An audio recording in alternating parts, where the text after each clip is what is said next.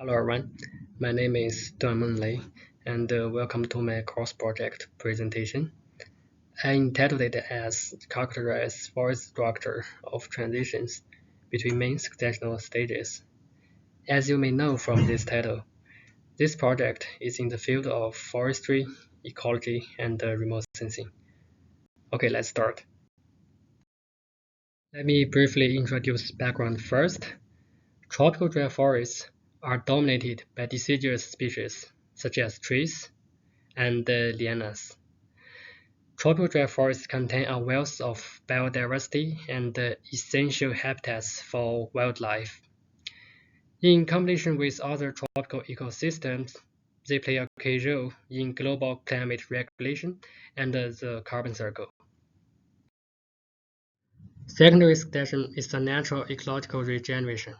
Traditional strategy divides this process into three deterministic stages. That's early, intermediate, and late. However, it should be a continuous process.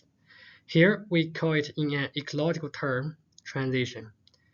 They are between these main successional stages, like a buffer. These transitions represent unique forest structure and subtle differences during the ecological succession process. So one gap associated with the study of ecological succession is the lack of information that is present in transitions. This project was conducted at a tropical dry forest site in Costa Rica. The dataset was collected by an aircraft mounted with a LiDAR sensor.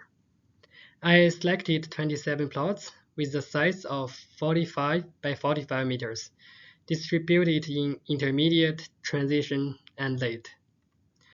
This is a dataset, LiDAR dataset visualization for those 27 plots, and it's colored by canopy height. From LiDAR data, some forest structure parameters can be derived directly, such as leaf area density and canopy height. I plot them in a line chart, so it looks like a waveform. Here, several metrics are used to capture waveform variability and distribution. They are Px, Py, Cx, Cy, and Rg. P is the peak, and C is the centroid. Centroid is like the balance point of the shape, and Rg can be calculated based on this formula. I derived leaf area density vertical profiles from those 27 plots. Based on that, those metrics mentioned above were calculated. Then, mean and standard deviation of metrics for the plots within the same successional stage were calculated in this table.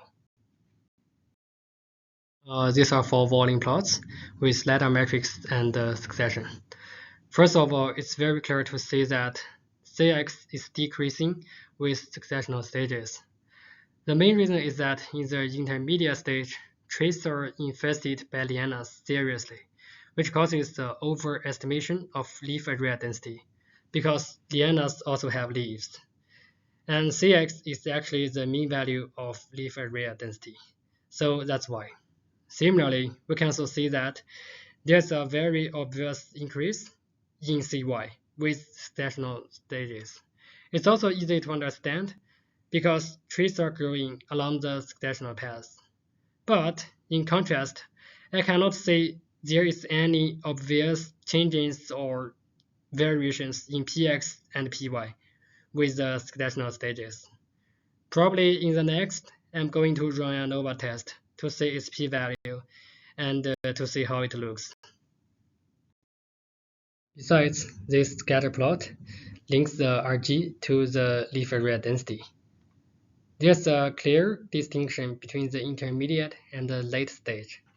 However, green triangles show a prominent transition feature, which is spread among the intermediate and the late stage. We also can see that a few green triangles are much further away from others, which might be caused by the misclassification for successional gradients. But this shows the dynamic and uncertainty of transitions to some extent. Okay, that's almost everything about my project up to now. Thanks for your attention.